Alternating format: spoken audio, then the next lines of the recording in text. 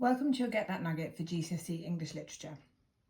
Today we're going to be focusing on giving you the information that you need in order to hit Assessment Objective 3, which is context, in your English literature essays, but not just giving you that information, but how you can use it to ensure that you get the right amount of marks for that. Today's focus is on A Christmas Carol, and I need you to understand that this session is here to complement your lessons with your teacher and not in any way to replace them.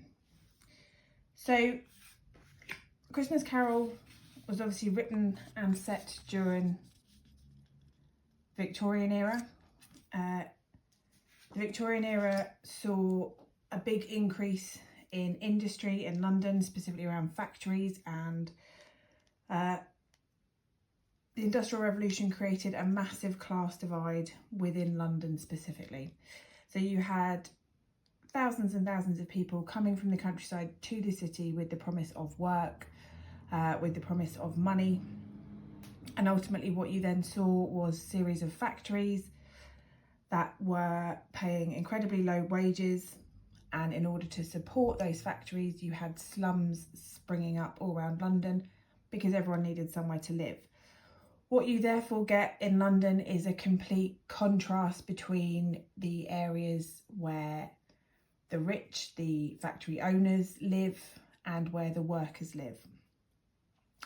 What you also see in Victorian England is that there are very little in the way of controls around employment laws, and so people are paid small wages for quite a lot of work, and there is therefore no way out of poverty. In order to ensure that London wasn't flooded with homeless, workhouses are set up, and essentially they provide accommodation and food for the people that work there, but no education. They don't provide really any opportunity to save and get out and get a better life. Dickens particularly saw education as a route out of poverty, saw education as a way to self-improvement and to the option of better jobs.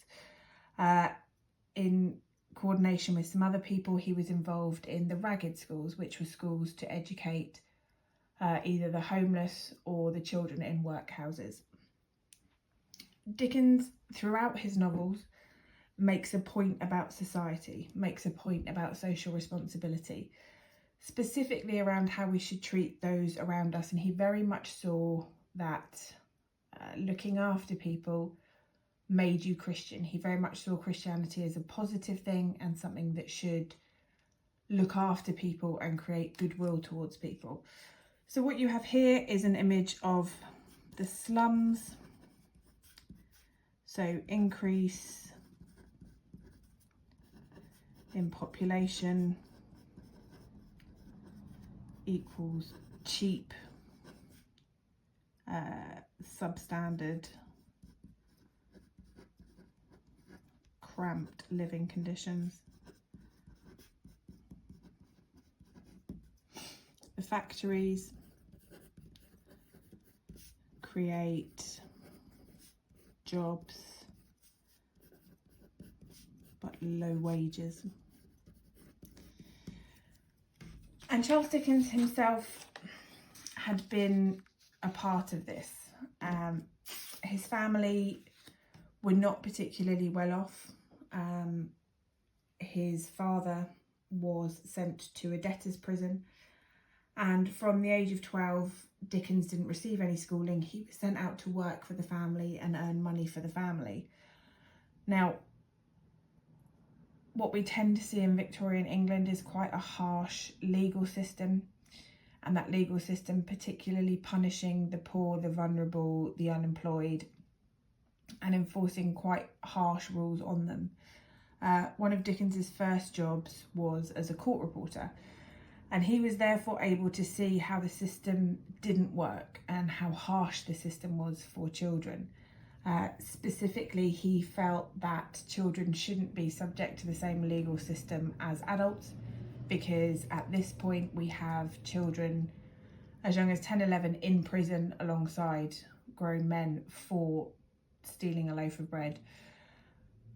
And Dickens' idea was that essentially these people are stealing to survive. These people are stealing because they have no other options, and we are not giving them other options. Dickens had quite a strong moral compass around what society should do. He felt that workhouses were inhumane. So if you look at this picture, you've got rows and rows of people. They're in workhouses, but there is no chance of escape, because they're not really making money. They're there to pay for their accommodation and their food. There is very little choice for them. There are very few options. It is essentially a glorified prison, and you are there so that you're not on the streets. Dickens himself, as I said, saw all of this firsthand.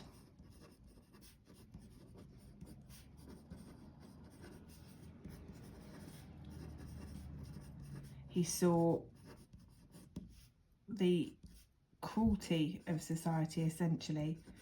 And if you were born into a family with no money, if you were born into a family who either was destined for the workhouse or worked in factories or worked in low paid employment and had no means of an escape out of there, then you had very few choices yourself, very few chances. School is not a legal requirement at this point. Education is not something that children are expected to participate in, and therefore only the richer families send their children to school, because the poor families send their children to work in order to help support the family. So poor children are disadvantaged.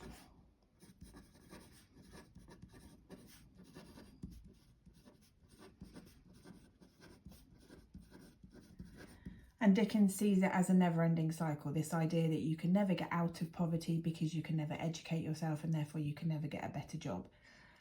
And it keeps going and it keeps going. And so Dickens essentially almost creates our idea of what Christmas is in A Christmas Carol.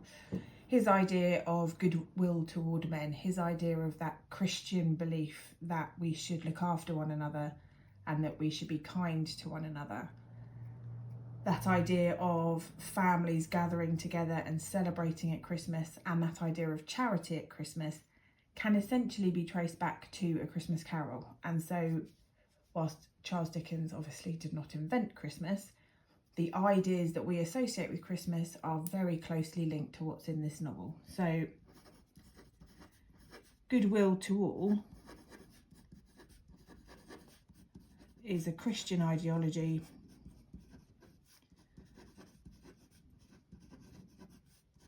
promoted by Dickens.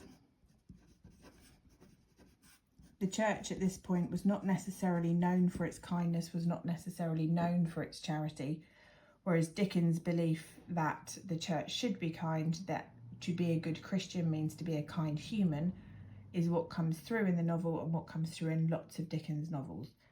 So essentially we are looking at a time in London where you have low-paying jobs, lots of poor people, a massive class divide that is almost highlighted by the quality of residence in which you live. You then have workhouses, orphanages set up in order to house people. And you have Dickens, who sees firsthand through his job as a court reporter just how cruel it can be, just how negative society can be. And someone who has a really strong belief that education, the ability to read, the ability to improve oneself and to succeed, is the key to getting out of this never-ending cycle of poverty. So, the question that I want to leave you with is, how can Dickens's experience and beliefs be seen in A Christmas Carol? So we see a disadvantaged family with the Cratchits. We see that Tiny Tim and his siblings don't have a lot of hope, don't have a lot to look forward to.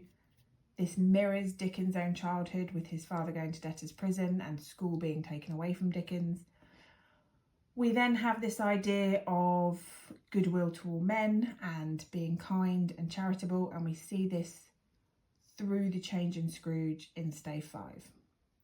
So just a couple of paragraphs. How can Dickens's experience and beliefs be seen in A Christmas Carol?